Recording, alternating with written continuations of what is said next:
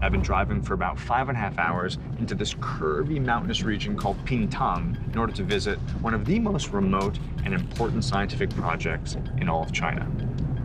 In this episode of How China Works, I explore places never before open to outsiders. That's amazing. This is a huge leap forward for Chinese science. And travel thousands of miles crisscrossing the country to search for the secrets of China's new era of innovation. There's a transition happening. Yeah, definitely.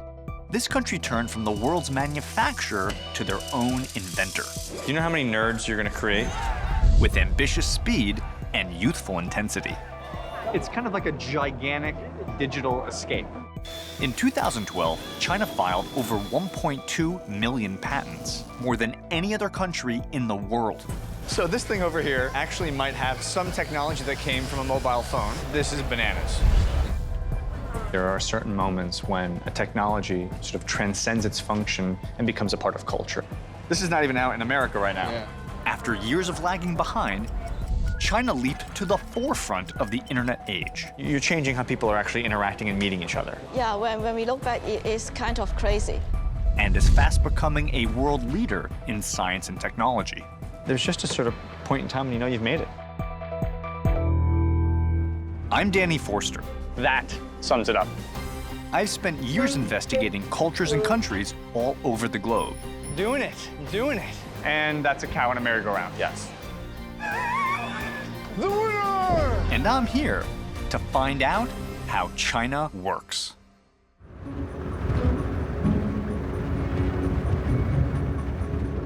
I mean, you look out at this terrain here, it's something out of Lord of the Rings. I mean, these incredible vegetated mountains, these huge bowls, almost these massive craters. And you gotta wonder, why pick a location this remote to build a project this big?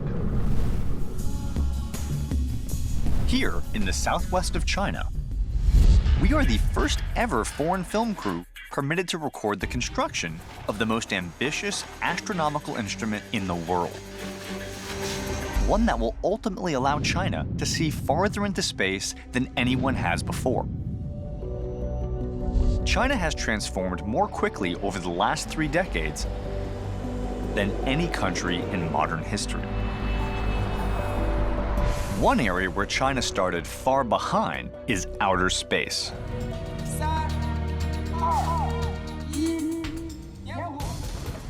China launched its first manned mission in 2003, 46 years after Sputnik. But with the government's bold investment in science, China is quickly making up for lost time. Case in point, they intend to be the first nation to put a man on Mars. I'm embarking on my own expedition to visit the world's largest radio telescope. Now, a radio telescope may not look like what you think of when you think telescope. It registers radio waves, not light waves. It hears rather than sees. Which means it can detect objects much farther away, unobstructed by visual debris. And the bigger the telescope, the more it can discover.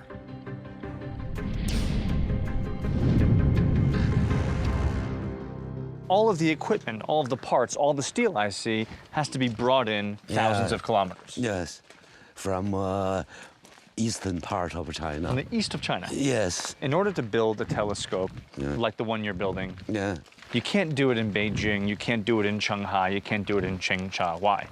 You know, there are many criteria for the site decision. The first, we do not want to remove a large amount of earth and soil and the rockers. That costs a lot. So we need existing natural hole. The team spent over 10 years looking for the perfect location. A natural depression that would fit the shape of the telescope's reflector, and that was remote enough to escape the electromagnetic noise of civilization. So, Professor, out of 300 plus candidates, you whittled down to 80 to 8 to 1, and you're telling me that this was the perfect hole to fit your telescope. Yes. You look at the green, Yeah. the vegetable, and that is the part which is not touched. What I'm looking at right now, this hole Yeah. was not made by a gigantic bomb. You didn't blow up a hole. You didn't dig this thing out. No. Literally, the leftover grass right there represents Yeah. parts you haven't even touched. You are right. So basically, the profile is perfect wrong. Perfect. I mean, you got kind of It's lucky. very wrong. It's very Can we actually get on the telescope? Yeah, of course. Are you afraid of height? I mean, you know, I have my anxiety issues, but I'm prepared to Okay. work through them. Let's go. All right, let's go. Ooh. And once you get up here, you definitely feel the height of the drop below you. Woo! From here, you get the sort of basic point. This is one humongous steel ring, a circle, basically, Yes, from which you're going to suspend the semi-spherical radio telescope. that's right. So am I standing in what will be, when completed, Yeah. the largest spherical radio telescope ever attempted? Yes, that's Yeah? right. Can observe faintest object in the universe and the boundary of the universe. That's amazing. You'll be seeing things that, to date on Earth, no one has seen as far. This is a huge leap forward for Chinese science. To date, there are no Nobel Prize winners from China for pure scientific research. Not yet. Not yet. Not yet. But in a sense, does something like this, at this scale, this proportion, kind of speak to a new ambition to participate in the global science field in a different way? Yeah, we have our dream and our home. We still have the opportunity to provide, to contribute something, because this telescope is expected to observe the seed Yeah. of the life in space. So our life on the Earth may not be started from the Earth, but imported from the space. So if I understand this properly, in 2016, when the telescope turns its lights on, potentially, based upon what you discover, Yeah. have new ideas about the origins of life, not just on this planet, but the entire universe. We hope we can do that. That's amazing. Congratulations, really. What I find fascinating about the FAST telescope, beyond its incredible size and really the challenge of building it here in the middle of nowhere, is what it says about Chinese science. I mean, think about it. I'm in a country that 35, 40 years ago had practically no national science initiatives. And now today, when this thing is done, when they turn the lights on, you're not just going to have the largest radio telescope ever attempted, you're going to have a beacon. Scientific researchers from all over the world are going to come here to collaborate. And to me, that says more about China's goals and ambitions beyond its size and scale, but also its desire to reconnect with the global community. As China seeks to re-engage the world, it's also looking to reconnect with its own history. If you think about it, modern China is really just trying to reclaim the status that ancient China already had as a hub of scientific innovation. Now, what do I mean? Paper, the compass, printing, gunpowder, even the mechanical clock were all Chinese inventions. And when ancient China looked up to the stars, they did so with instruments that were all invented by Chinese astronomers. The armillary sphere is the most famous of those inventions. Here is a sighting tube. If you want to observe, determine the position of a celestial body, for example, the sun, first you move this circle in alignment with the circle which passes the sun. Right, so by locating a certain star and aligning the rings, you know how the sun and the moon will, where they'll move. And then we can predict where they are. When this instrument was invented, the Chinese were already 500 years ahead of European astronomers. Now, astronomy has had a kind of a uniquely important role in Chinese culture going back millennia. But astronomy was very fundamental in the Chinese society because it symbolized a kind of you are in good harmony with the universe, with the cosmos. Then it's good for the country, for the people, and for the emperor himself. And what about in terms of organizing sort of life or agriculture or the economy at the time as well? Yeah. Very practical things like agriculture, farming, that's all determined by the season. So it's essential for the agricultural society to know the time of the universe, I mean the calendars. But it's fascinating that we find ourselves in a position today where there is now a reinvigoration in that conversation. Yeah, in certain ways they're similar, but we only use different discourses, different languages. Right. The essence is still the same. We want to explore the relationship between man and heaven, our position in the universe. China is retaking the lead in the ancient science of astronomy. Meanwhile, Chinese inventors are racing to claim a brand new frontier: the mobile internet. Today, more than 80% of all Chinese users access the internet using their mobile phones. And with over 500 million active cell phone accounts, this is where Chinese innovation is thriving. And it's not being driven by the government, but by private business. I might have found a friend. The scale of development in China is like nowhere else on Earth. But this rapidly modernizing landscape comes with its own costs. Once close-knit communities are being separated by urban migration. In this vast country, it can be a challenge to stay in touch. New media has jumped on the opportunity to bridge that gap. One company is solving China's problem of alienation by bringing people back together virtually. 3 years ago, a small group of Chinese entrepreneurs invented something called WeChat. This mobile-only social media platform now has 400 million active monthly users, and literally 2/3 of the entire country has a WeChat account. WeChat isn't your average messaging app. Their innovations have fundamentally changed the way Chinese communicate and interact, online and off. Popular functions include Moments and Shake, both of which are social media platforms unique to WeChat. But their most transformative feature has been voice messaging. WeChat popularized voice messaging. Now, text messaging in Chinese is laborious.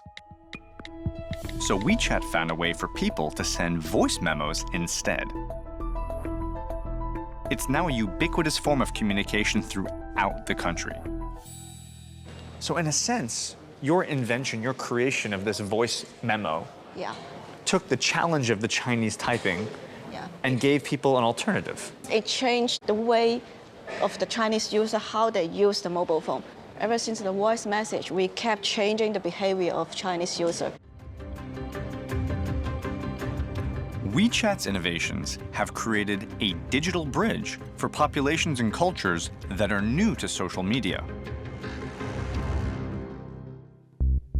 Inspired by the pictorial nature of the Chinese language, the company has embraced a logic of visual communication that has gone global. Now, what does a surprised bunny, a naked frog, and a flaming horse have in common? Generally speaking, practically nothing. However, if you're Chinese and you use WeChat, these stickers are rapidly becoming a new form of communication. Stickers are animated standalone expressions. And because they're not tied to any specific alphabet, they can transcend language. So who's that, Koala? Momo. Momo goes to the movies. Momo drinks a pina colada. Momo gets hammered and passes out. Why do you think stickers have taken off as much as they have in China? Actually, some people may still think that's just animation, right? But we actually advanced that to a new language. No matter what language you talk, English, Chinese, you can use this to express all the world, they can understand you. That's universal language, right? Stickers are both limitless and completely customizable. They can represent virtually anything. There's just a sort of point in time when you've made it. You've done all you're going to do, and you've sort of achieved that goal, and it's time to retire. And this is that moment for me. I'm an emoticon. For WeChat, the entire country is like a gigantic playground and test lab, where they're able to observe and engage with a rapidly evolving society. Their goal is to continue to invent novel ways for users to connect with one another. More and more people are moving to the big cities from small cities. So they will find very difficulty in meeting new friends, talking to their old friends. Everything in the big city, the life is too difficult for them. So the way to connect is not necessarily obvious to everyone. And then all of a sudden, WeChat comes around at the exact right moment. Yes, that's how the story happened. Today, their innovations are creating even more solutions to relieve the stresses caused by China's rapid urbanization. But they aren't limiting themselves to the virtual world. What is this mess of objects I see here? These are all of the hardware devices connecting to the WeChat. We are doing exploration here. Give me a sense of like what you guys are trying to sort of hack into. So Beetle, you're gonna open up your WeChat account. Yeah. I can only imagine what kind of pictures you have on there from the weekend, Beetle. Ooh, that was a fun night, huh? I don't know who that is. She's pretty cute. Is that your girlfriend? My wife. Okay, cool, my bad. Okay, so anyway, and if you want to send these pictures to, say, your grandmother, Yeah. because she loves your new wife, she wants to see pictures of you and your new wife, Yeah. you give her the gift of the picture frame, Yeah. and then how do you send her the pictures of you guys? I just pick a picture and choose it. So I send through the WeChat. Hey! And so there you are. There's you and your lovely wife. So grandma's hanging at home. She says, how's Beetle? So happy he found someone he loves. So his grandma is hanging out by herself, wondering, what is he doing today? Is he having a good time? Bang! It is a kind of, I mean, we're being silly about it, but it is a kind of a really, like my grandmother would have loved to have this. I think this is an amazing, interesting way to involve someone who can't physically be here, but let them know what you're up to. What's your grandma's name? My grandma's name is Sue. Case in point. They forgot their names. If ever there was evidence of a cultural crisis, I just asked Beetle his grandmother's name. You know what he said? He had to think about it. You're forgetting your grandmother's name. You got to get this to her as soon as possible. Otherwise, you're going to break the bonds of your family connection. I'm adding Beetle. I turned on my friend radar, and I just got 4 new WeChat friends like that. Look at this. Beetle sent me something. What did Beetle send me? What? Look at these 2 good-looking guys, huh? Huh? Look at this. Look at this face. Huh? My new friend. WeChat's innovations have revolutionized the way families and friends stay in touch. Their next step is to connect all the hardware in our offline physical world and to create an entire ecosystem of connections for business. China's mobile app, WeChat, is transforming the meaning of connectivity in the country. They're moving beyond individual-to-individual connections to a network that will combine communication, commerce, and entertainment.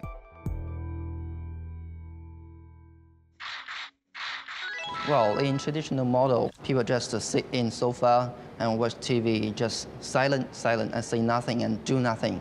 And they just receive the information from the TV station. You're interested in actually changing that relationship, making it a 2-way dialogue. Yeah, a contact. A contact. Yeah. WeChat's goal is to give millions of viewers the power to choose. By shaking their phones, they'll be able to vote for their favorite artists on TV, purchase the same clothes an actor is wearing, and even decide what happens next in a TV drama. So in a sense, TV has been giving you the information since you were a kid. Yeah. And now with this, you want to start talking back. Everybody wants to express their ideas. WeChat wants to radically change the way people use mobile phones. To date, their network includes over 5.8 million accounts from a diverse range of industries. Literally 1/5 of all Chinese companies have their own WeChat account. And every day, it's joined by nearly 15,000 new participants. They're using WeChat to manage their businesses and to interact with their customers. Individual users, companies, and media are all connected within an ecosystem in a new interactive way. And they're constantly working to define and refine how new media will shape their lives in the future. Beijing is here. So these are the huge areas, Beijing, Yeah. Shanghai. Beijing, Shanghai, Guangdong. This is tomorrow. Yeah, tomorrow. You know, Alan, it seems to me that there are certain moments when a technology sort of transcends its function and becomes a part of culture. And it seems to me that WeChat has done that. Whether it's the mobile talking or people photographing their food, WeChat has become a part of Chinese culture in just 3 years. What's led to that level of penetration? 第一个方面是说，是由智能手机的这种特点所决定的。那我们会听到很多这样的新东西，比如说摇一摇或者扫一扫。我们将来可能还有别的一些类似这样的一些行为，它就是把手机变成我的一个手的延伸了。随着这一个时间的变化、市场的变化，我们会连接更多的东西进来。我们是一个应该说是一个高度抽象的一个信息的一个中心处理系统，然后把它再分发给需要信息的所有的接收单元，包括人或者企业或者一些物品。You know, WeChat as a case study speaks volumes about how China works. A big idea with massive adoption on a huge scale. Let me put this in perspective. It took Facebook 54 months to get their first 100 million users. Twitter did it in 49 months. Here in China, WeChat got their first 100 million users in just 15 months. But beyond the speed at which it's grown, it's also how it's penetrated society. I mean, if you walk around China, the way people hold their phones, photograph their foods, communicate with their parents, WeChat isn't just impacting the culture, but it's literally beginning to transform it. I'm heading to Dali in the Yunnan province to find out how WeChat's innovations are changing the way that people interact with the world around them. That's me. Now, why are they very excited? Check this out. This will be one of the first ever crowdsourced set lists. By that I mean, before their favorite artist comes on, these guys will shake their phones to vote for the songs that they want to hear. In other words, the crowd is involved in transforming the concert based upon their involvement.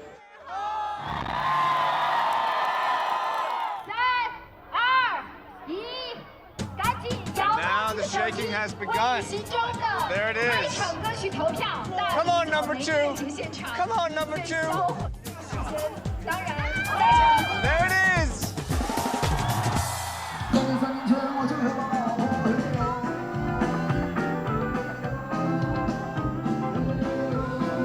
So there you have it. First song of the night, picked by the crowd, sung by the band, crowdsourced concert experience. They shook, they voted, their voices were heard, and they got what they wanted.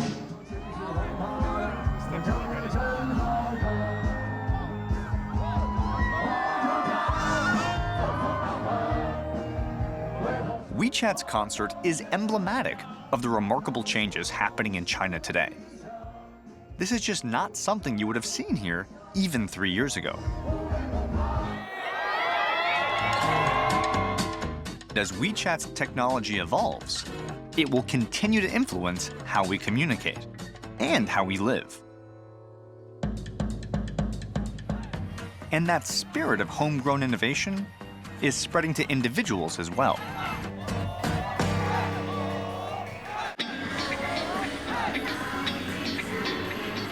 "35 years ago, China was closed off from the rest of the world. But today, it is a vastly different landscape. So I'm at something called China Joy. This is an annual event that draws over 200,000 gamers to the Shanghai Expo. Now they come here to find out what's hot in video games, mobile technology, and new apps. It's also kind of a chance for big nerds to take their picture with super hot chicks dressed up as their favorite anime characters. And it's pretty weird. Chinese innovation is being driven by individuals forming communities and sharing information. The first thing we wanted to build was a pair of headphones. We work like regular headphones, but what we really thought was interesting was that idea of just wirelessly sharing music in a spot. We wanted to have that happen anywhere. So at first glance, you think you're at like an MIT Media Lab party, right? But in actuality, I'm sitting in an abandoned building in a weird part of Shanghai, and what you just saw was a hackerspace. A bunch of friends getting together, presenting ideas, kind of developing technology solutions. But the difference is here, it's not just a hobby club. If they like their idea, if they think it has potential, they can literally manufacture thousands and take that idea to the market in just a matter of months. Sharing ideas is the cornerstone of a hackerspace. Here, it's all open source. Put in perspective for me, because I think it's important, especially as an outsider, to understand how the kind of, let's call it the kind of looser interpretation of intellectual property and counterfeiting transitioned into this kind of open source, innovative design community. The loose interpretation of the intellectual property means we have created a system which most of this is shared. You don't go and build things from scratch. So from a cultural perspective, you could imagine someone saying, wow, this is a very liberal interpretation of what intellectual property is. But you would say, actually, it's just a faster way to allow for new innovations to happen because you're not being very precious about the intellectual property. It's out there, it's part of the community. Yeah, I think this is the part where the intellectual property, when it's shared, that means more people can participate, not just the intellectual property holders. The open source model makes it easier for young entrepreneurs to bring new ideas to the market. I think it's actually a natural stage that a lot of countries go through. Like if you looked at like Korea and Japan a while back, before that even Germany, they started off as the knockoff country, right? And they were known for good quality. But after they got on their feet and had like a good manufacturing sort of infrastructure set up in the country, we saw a lot of innovation happen. And now they're all known for, you know, high quality products and stuff. We realized that making a DIY custom-built home automation system actually is extremely easy. What's hard to understand is the scale here. Everything is bigger here. The volume, the amount of people, the amount of consumers, everything is emerging, and it's multiplied multiple times. So even a small success here means a bigger success compared to anywhere else. Right, it's like if you get 0.001% of the population, you still struck gold. Exactly. Entrepreneurs aren't just leveraging a huge market, they're also capitalizing on a young, tech-savvy generation that's looking for ways to express itself. And that's driving innovation in fashion. When you think design, you think Milan, Paris, New York. But today I'm headed to Beijing to meet a Chinese fashion designer with an international following. 后屁股没有兜吗？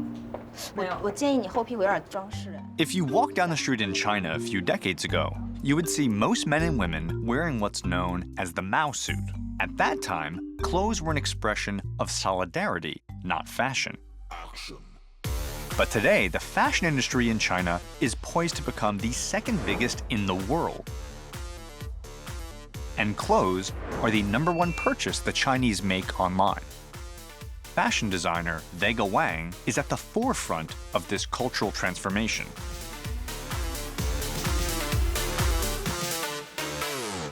You know, in China, we used to say the hunter will shoot the bird who has the head out first. So if you stand out, you easily get shot. You're in trouble. You're in trouble. So you better not stand out. Yeah, you'd better just be average. You better just be harmony, like everybody's same. Our country is just only 50 years ago, everybody's wearing the same clothing for 10 years.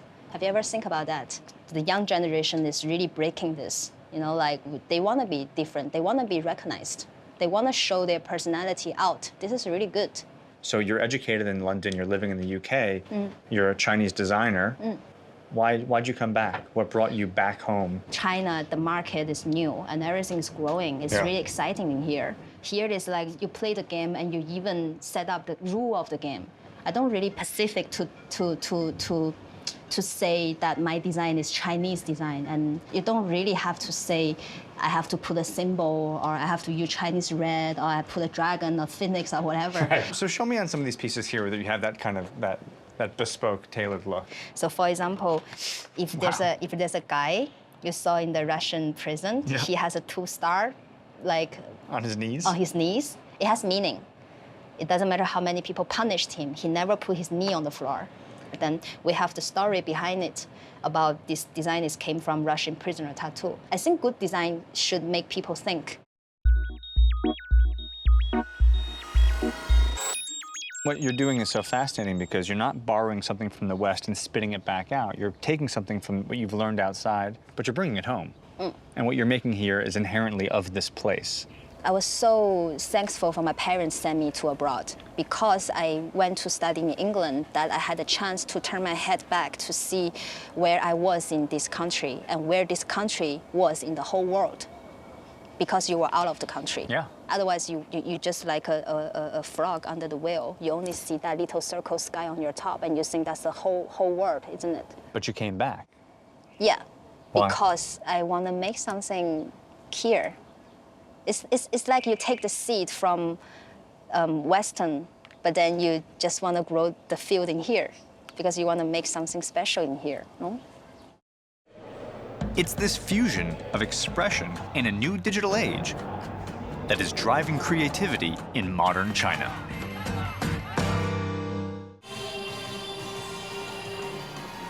What's up, ladies? Get a big one. What's up, ChinaTech? This massive digital expo in Shanghai is a testament to the growing culture of self-expression happening today in China.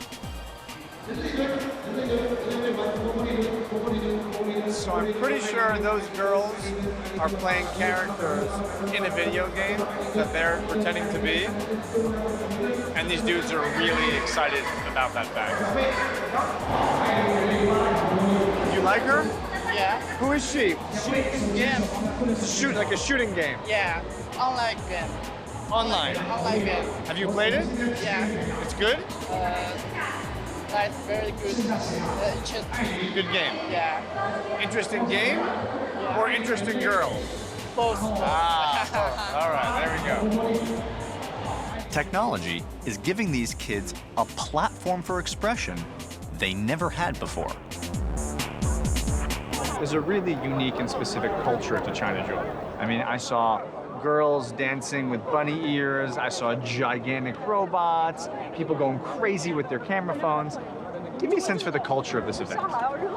They want to express their feeling to the others. They not try to hide their feelings from the others. Yeah. This is big difference when we talk about 10 years ago what Chinese people like. There's a transition happening, right? It's happening. The attitude of the government is changing. Yeah. They become more open, and this really have a positive effect on the Chinese people. They become more open. They want to share their feelings with their friends, with their colleagues. China Joy for them is a paradise. It's great opportunities for them to express themselves feelings in front of the others. It's kind of like a gigantic digital escape. Exactly.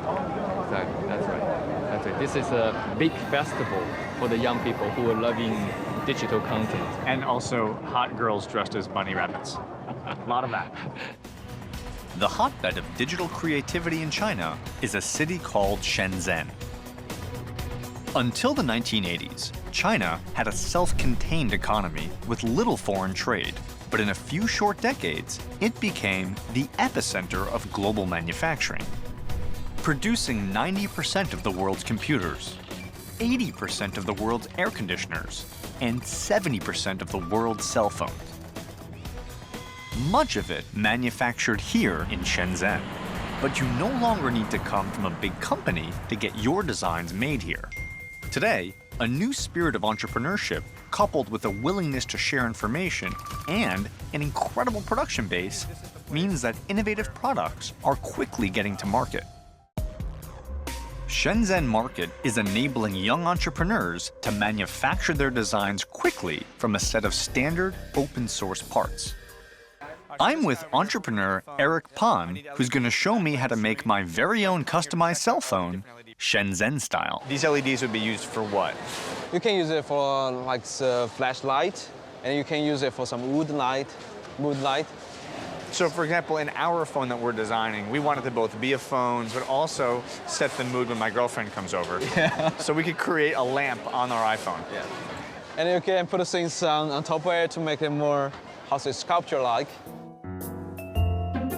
So I just want to be clear, that's a very bright LED that does RGB, so you can do all the colors in the spectrum. And that light right there she's selling is 50 US cents. That's a very good price. And this is just retail, it's sample price. 批量多少钱？大概要2K 的话。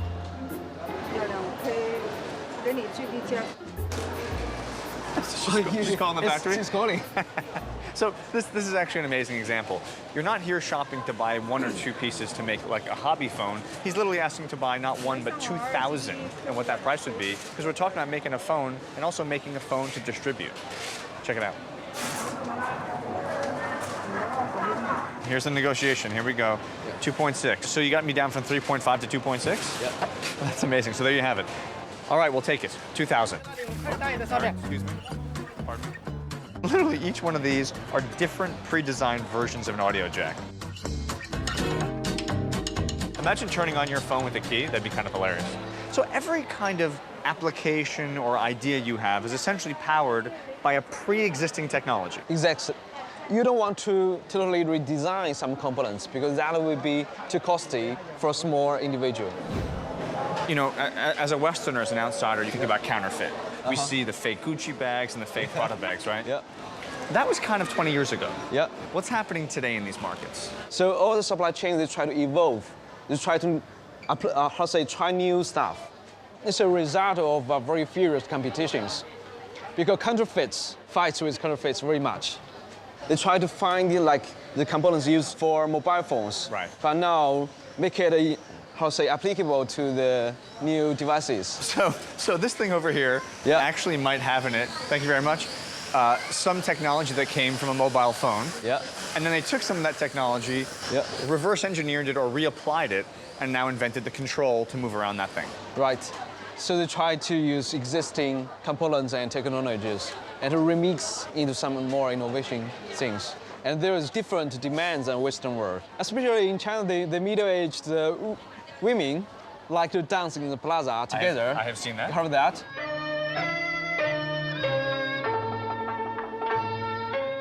So they need some special loudspeaker mobile phones can play music so they can dance, which is not the demand of a Westerner. I think it is fair to say that middle-aged women in America do not dance in public plazas in the afternoon. But in China, it happens to be a huge thing. So why not? Yeah, why not? Something that supports a market that grew in China for China, and it's very specific to those needs. Exactly. Niche markets. Niche markets. And it's not just about creating prototypes. China's young innovators are moving from the creative fringes into the commercial mainstream. Do you know how many nerds you're going to create? Young entrepreneurs in China are pushing the country beyond making other people's products by inventing and producing their own. So Jason, you're one of the new generation of Chinese innovators. Yeah. You have a Kickstarter-funded company, a incubator-created company, and now you're manufacturing here in China. Our product, MakeBlock, is a robot construction platform that we provide many kinds of mechanical parts, electronic modules, and software for our customers to build many kinds of robots. So if I want to make a robot, instead of starting from scratch, I buy MakeBlock. Yes. And I can make a robot of my own. Yeah. Like this is a XY plotter. This robot can receive the comments and write what you want. Is that like Wally? Wally. Oh, it's Yeah. Wally. Oh. Hey, buddy. Hey. It's okay. Nice to see you too, Wally. Wow. I'm reminded of being a kid with an erector set. Like, you have basically created literally a kit of parts, right? A toolbox with all the individual parts, the mechanics, the software, the hardware, the steel, to build anything I want. I'm a robot lover before, and I want to build robots by myself. But when I try to find the materials to build my own robot, I can't find a satisfied solution for me. So I think this is my problem, and I think this is many people, robot lovers' problem. You didn't have the tools to build what you wanted, so you literally invented the toolkit for kids everywhere. What am I looking at here? So based on our platform, you can build a simple robot like that one, or you can build a complex one like a 3D printer. Really use the 3D printer. You can see the quality is not bad.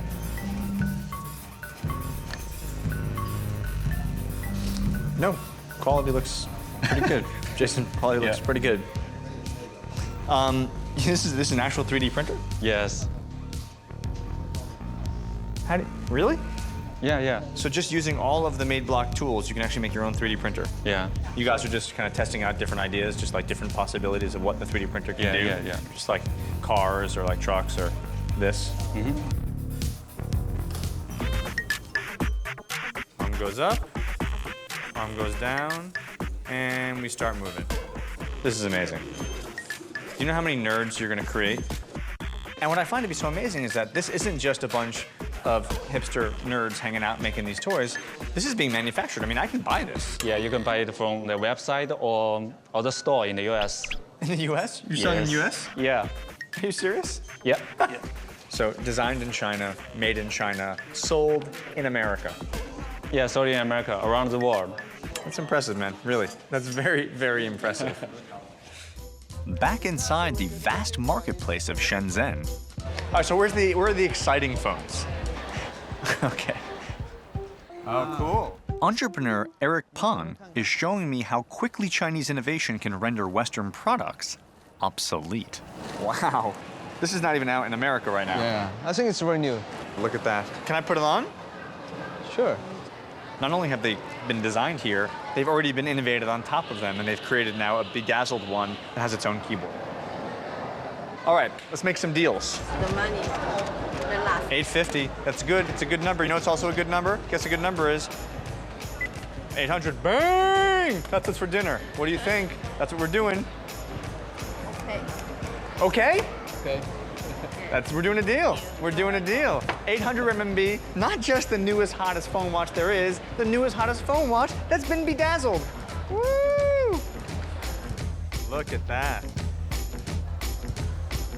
Micro innovations, open source collaboration, a place that used to be famous for counterfeiting products and making cheap versions of things you'd find elsewhere, are now inventing their own versions of their own products with their own specific Chinese spin. And the best part about it is, I'm taking a piece of it home, right? Bang! I got my new watch! Are you worried it's a little too sparkly for me? Like maybe it's giving off the wrong impression, potentially? Like I'm sending mixed signals with all the jewels? I don't know. So how do they do it? How do they go from made in China to created in China? Here's how the story went. Initially, China was copying the designs of the rest of the world, and yes, oftentimes without permission. But copying became refining, augmenting those designs to fit the niche markets here in China. In just 10 years, China has become one of the nimblest and fastest growing technology sectors in the world. You know, being in China today can feel like a gigantic party. In part a dance party, a bit of a costume party, and sometimes a birthday party for a bunch of 12-year-old boys. But there's a palpable joy here as China embraces new technologies and the possibilities that it creates. But to put that in context, if you think about it, not that long ago, China fell way behind the rest of the world in terms of innovation. Think about it. They barely had a science program, limited internet access, and while they could manufacture a lot of stuff, they were not really good at inventing it. But having been here, we all know now, times they haven't changed. You have an ambitious government program that is leapfrogging China to the forefront of scientific research. You have the internet age exploding here, with China inventing new technologies that are very much their own.